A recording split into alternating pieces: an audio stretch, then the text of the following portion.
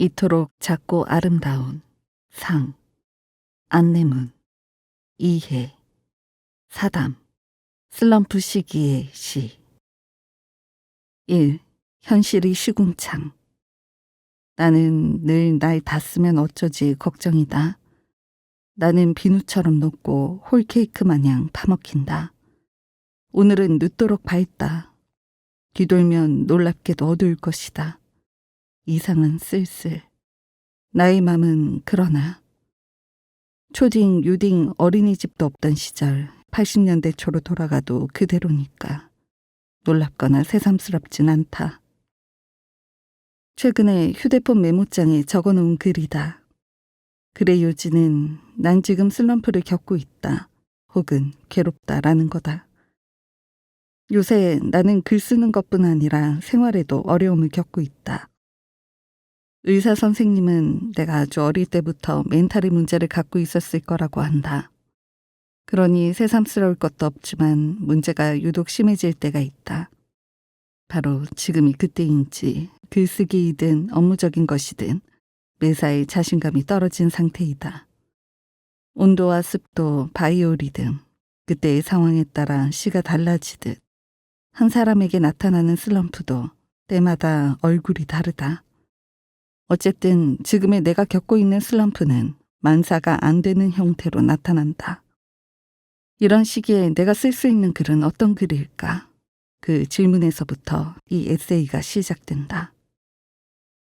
대부분의 사람들이 사는 동안 슬럼프라고 부를 만한 시기를 겪었을 것이다. 결국 시를 쓰는 것뿐만 아니라 삶을 살아가는 것도 오롯이 자신의 몫이지만 나는 시인들이 슬럼프 시기에 쓴 시가 보고 싶어졌다. 빤한 이야기이지만 문학의 역할 중엔 위로도 포함되어 있을 테다. 어떤 종류의 시궁창스러운 이야기는 오히려 위로가 되기도 한다.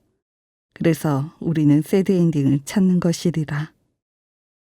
이는 나보다 더 불행한 사람이 있어서 내 상황이 비교 우위에 있다는 식의 안도가 아니다. 그렇다고 삶의 고통을 미화하고자 그런 글을 읽는 것도 아니다. 쇼펜하우어는 삶이 고통이라고 말했다. 동감이다. 어차피 고통이 정해져 있다면 그 고통을 견뎌내는 방식 정도는 있어도 되지 않을까. 내가 슬럼프 시기에 쓴 글을 읽고자 하는 이유는 고통을 견디는 방식이라는 게 결국 글쓰기가 아닐까 하는 글을 쓴다는 행위 자체에서 오는 위로를 느끼기 위해서이다.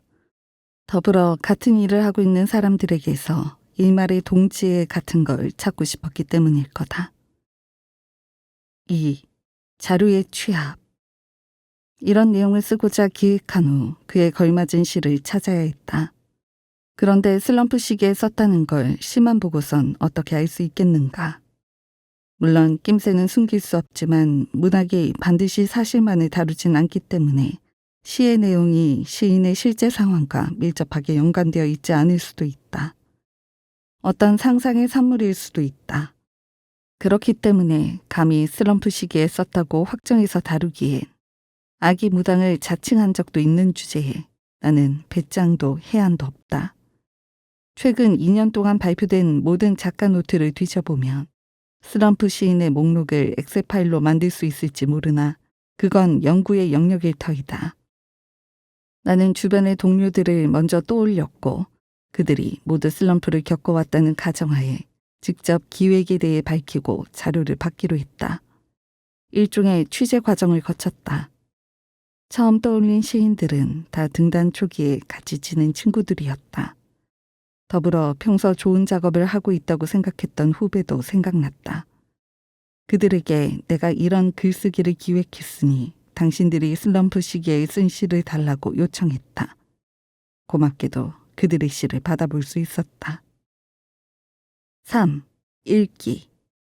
시, 양안다. 이토록 작고 아름다운 상. 시, 임승유. 안내문. 시, 성동혁. 이해. 4. 한 번 더 읽기. 읽었으니 감상을 쓰는 일이 남았다. 그런데 내가 생각하는 리뷰란 읽은 사람의 감상을 알리는 글이 아니다. 시를 다른 이와 나눠 읽는 행위 자체가 리뷰의 의미라 생각한다.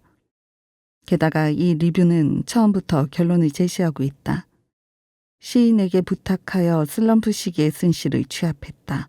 그런데 그 시를 리뷰할 사람이 지독한 슬럼프 상태이다.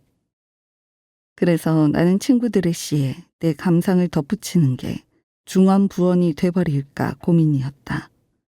문학 작품을 이해하는 데 작가로는 떼어낼 수 없는 요소이지만 역으로 모든 문학 작품은 작가에게서 자유로워지고 싶어 한다. 작품은 글을 썼을 때 작가의 상황이나 바이오 리듬 따위보다 작품 자체로서 완성되고 싶어 한다. 그런데 이 글의 독자들은 작가론적으로 중요한 사실을 알게 된 후 세 편의 시를 읽은 것이다. 어떻게 읽었을까? 말을 아낀다고 했으나 나도 독자이니 한마디 덧붙이자면 가슴 저몄다. 하하, 이런 표현을 쓰면 스스로 오그라들어 비씩 웃곤 하지만 실제로 나는 가슴 저몄다. 대중가요 가사 같은 문장이지만 대중가요 가사는 핵심을 말해주기도 한다. 5-1 에피소드 1 슬럼프와 길이. 내가 전달할 수 있는 것은 내가 느낀 감상의 미사 여구보다 취재 과정에서 알게 된 사실이었다. 나는 이 글을 기획하면서 시인들이 각자 어떤 문제를 겪었는지, 어떤 고통을 느꼈는지는 불어 물어보진 않았다. 그저 슬럼프 시기에 쓴 시를 주십사 요청했고 나는 그저 물질화된 텍스트, 즉 시 작품을 받아 읽었다. 가장 먼저 시를 보낸 사람은 양한다였다. 유선으로 부탁했을 때도 이메일상에서도 양한다는 슬럼프 시기에 쓴 자신의 시들이 너무 긴 것을 걱정했다. 그 점이 흥미로웠다. 시인은 아마 자신의 언어가 낭비되고 있다고 걱정한 것은 아닐까 싶다. 실제로 양한다가 보내준 시편들은 문예지에서 볼 수 있는 평균적인 시보다 길긴 하다. 하지만 어쩔 수 없지 않은가. 특정 시기엔 그 시기의 언어가 있는 것이고 슬럼프 시기에 양한다는 생각도 감정도 글을 담을 언어도 넘쳤던 것인데 어쩌면 그때 쓴 시들이 너무 길다며 걱정하는 것은 이성적인 판단에 가깝다. 그런 판단을 하고 있는 시인의 말을 통해 시인이 슬럼프라 말한 시기를 넘어서 또 다른 무렵에 서 있다고 추측해본다. 그렇다면 그건 다행이었다. 사실 슬럼프 시기라는 말은 반대로 슬럼프가 아닌 시기, 평소의 상태가 있다는 것을 내포한다. 그렇다면 양한다라는 시인의 슬럼프와 슬럼프가 아닌 시기를 구분하는 것은 글의 길이인 것인가? 물론 그렇지 않다. 작가론을 벗어나려는 문학작품의 속성은 여기서도 나타난다. 작품을 해석하는 것은 독자이다. 작가가 어떤 상태로 쓰든 받아들이는 것은 독자의 몫이다. 양한다 시의 길이를 고민하는 것은 작가 본인과 그를 연구하는 연구자의 몫일 뿐 독자의 몫은 아니다. 독자는 작품 자체로 느끼고 생각한다. 다만 독자인 내가 하나 고백할 것이 있다면 다음과 같은 점이다. 어느 시기에 쓴 것이라 특정 지을 수 없으나 나는 양한다의 몇몇 시편은 좀 길다고 생각했다. 그러나 이토록 작고 아름다운 상이 슬럼프 시기의 시라는 걸 알자 앞서 말한 것처럼 이 시에서 뺄 내용이 없다고 생각하게 되었다. 결국 문학작품은 어떤 전제에 완벽하게 맞아떨어지지 않는다. 어떤 시편들은 작가론이 필요하고 어떤 시편은 작가론이 감상을 방해한다. 다시 말하지만 감상은 나를 포함한 독자의 몫이다. 5-2 에피소드 2 슬럼프의 종류. 나는 수박 먹기가 조심스럽다. 내가 어릴 때 부모가 아기 없이 던진 농담 때문이다. 수박씨를 삼키면 배에서 수박이 자라난다는 말도 안 되는 소리가 아직 나에게 일말의 지배력을 행사한다. 이제 전처럼 씨를 꼼꼼하게 발라내진 않지만 수박을 씨째로 먹을 땐 마음을 다잡아야 한다. 이걸 먹어도 배에서 뭐가 자라진 않는다는 걸 상기해야만 편히 먹을 수 있단 말이다. 난 그런 식으로 어른이 되었다. 누구나 이상한 점은 갖고 있으나 어릴 때부터 쓸데없이 예민했으니 어른이 되어도 그런 기질 중 상당수가 남아있는 것이다. 나는 의도치 않은 미신에 지배받으며 살아왔다. 그래서 늘 이성적으로 행동하려 노력하고 있다. 그것 때문에 힘들다. 이 글을 쓸 무렵 연일 기록적 폭염이 이어졌다. 슬럼프 시기를 지나왔다는 증거가 시로 남는 것처럼 이 글은 폭염을 견딘 증거로 남을 것이다. 가장 더운 시기는 지나고 독자들은 이미 지나간 시기에 쓴 글을 읽는다. 더위 때문인지 여름 동안 난 수박을 많이 먹었고 마감일 무렵에도 수박을 먹었다. 그래서 위와 같은 글을 썼다. 남들에게 슬럼프에 관한 시를 달라고 청하고 나니 내 슬럼프는 어떤 종류인가에 대해서 생각하게 되었다. 임승윤은 3명 중 유일하게 어떤 상황에서 쓴 시인지에 대한 메모를 시와 함께 보내주었다. 메모의 내용을 자세히 밝히지 않겠지만 어쨌든 시인이 시 쓰기 자체에 많은 고민을 했다는 것만 알린다. 임승윤이란 사람에게서 시 쓰기란 내가 앞서 말한 것처럼 어떤 고통을 견뎌내는 방식을 넘어설 수도 있겠다고 생각했다. 나는 자주 세상엔 시보다 좋은 것이 많다고, 시 때문에 어떤 고통을 겪어야 한다면 시를 버리라고, 내가 있기에 시가 있는 것이라고 말하고 다닌다. 그런 주제에 시에 매여 있다. 임승유의 태도는 내 친데레적 태도와 달리 더 솔직하다. 적어도 시에 대해선 그렇다. 안내문의 마지막 구절인 내가 지나가고 있다는 걸 에서 나는 유령같이 투명한 화자가 시 밖으로 걸어나가는 걸 느꼈다. 그 투명한 화자의 얼굴을 떠올리면 어쩔 수 없이 시인의 모습이 가장 먼저 떠오른다. 시에 대해 거짓이든 진짜든 배짱 부리는 나와 달리 임승유에겐 그런 여유가 없다.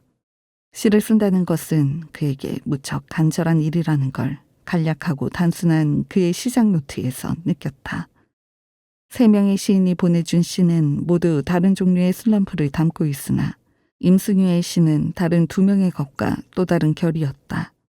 다른 시인들이 관계나 어떤 사건같이 내 외부적인 요인으로 인한 걸 슬럼프라 말했다면 임승유는 시 쓰기 자체가 안 되는 걸 슬럼프라 말한 것이다.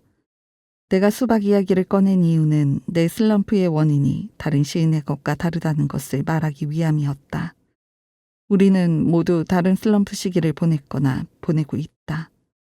임승유의 시에선 좋든 싫든 쓸 수밖에 없는 시를 버티고 있는 그의 모습이 비쳐 보였다. 그래도 공통적인 것은 이런 망할 시기에도 모두 시를 쓰고 있다는 점이다. 비바람이 치는 날, 비를 피해 빈집에 들어간 나그네가 눅눅한 종이로라도 불을 지피려 노력하는 것처럼 우리는 어떻게든 쓰고 있다. 이거야말로 무슨 업보인지. 5-3 에피소드 3 슬럼프와 대상. 성동혁이 시를 전해주며 밝힌 것은 꽤 오래 시를 쓰지 못했었고 오랜만에 시를 발표했다는 사실이었다. 시를 쓰지 못하는 동안 그에게 원수가 생겼나 보다. 나에게도 원수가 있다. 원수 때문에 나는 원치 않는 병이 발병했고 자주 고통스러운데 성동혁도 그런 대상이 있나 보다 라 생각하며 나는 한숨을 쉬었다. 물론 성동혁의 이해 속의 원수는 사람을 지칭하는 것이 아닐 수도 있다.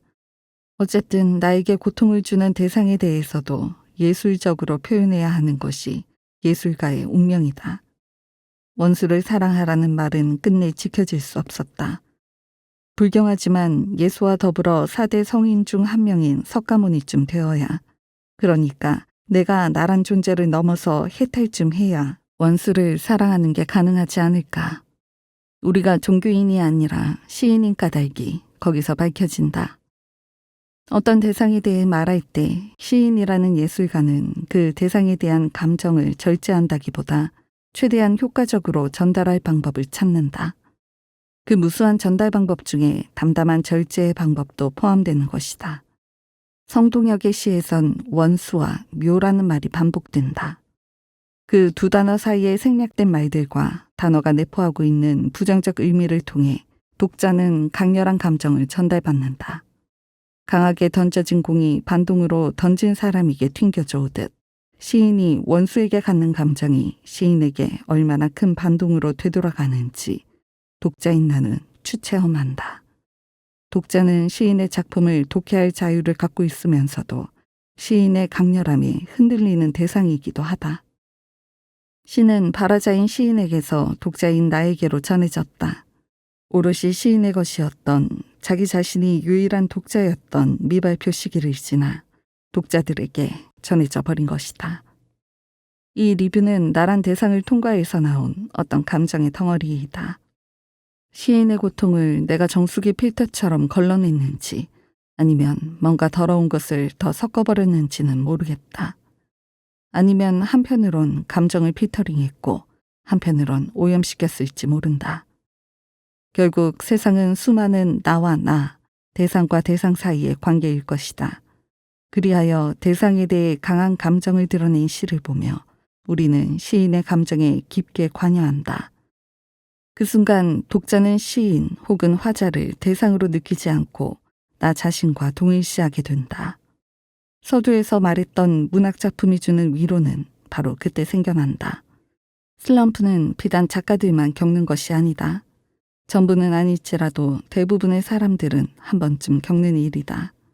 작가들의 고통을 바라보며 어떤 사람들은 그것을 내 것처럼 느낀다. 인간은 대부분 고통스러운 시기를 겪는다는 동질감 때문이다. 어떤 대상을 원수라고 부르는 시를 통해 시를 쓴 사람과 동지의식을 갖는 것은 재미있는 일이다. 6. 약속된 분량을 넘긴 결. 그래서 힘든 시간에 쓴 시가 문학적으로 어떤 가치를 갖느냐고 묻는다면 나는 할 말이 없다. 그저 내가 생각했던 리뷰의 정의처럼 우리 함께 이미 발표된 시들을 다시 읽어보자는 것. 이 지면에서 우리가 함께 본 시들은 발표된 시기가 시인들이 문학적으로든 환경적으로든 힘든 시기였다는 것일 뿐. 그저 그뿐이다. 내가 신체적 고통을 받았던 시기는 이제 과거의 일이지만 그때의 기억이 시로는 남아있다. 정신공격은 아직도 받고 있으며 그런 내용을 담은 시는 계속 쓰일 예정이다. 이 지면을 통해 나는 3명의 시인 그리고 이 글의 독자들과 어떤 관계를 맺어버렸다. 그러니 그들을 향해 이야기하겠다. 삶이 고통스럽지 않다는 게 정확히 어떤 느낌인지는 모르겠으나 각자의 기준이 있을 테니 그것에 충족되는 생활을 하길 바란다. 이 말이 마음을 담아 써보려 했던 이 글의 결론이다. 지금 우린 슬픈 시절에 쓴 슬픈 시를 읽고 있지만 앞으로 더 행복한 곳으로 가자. 그리고 그런 슬픈 것을 읽는 사람들도 언젠가 글이 되리라. 이런 식의 기원을 글에 담는 것 자체가 내가 슬럼프를 헤쳐나가는 방법이리라.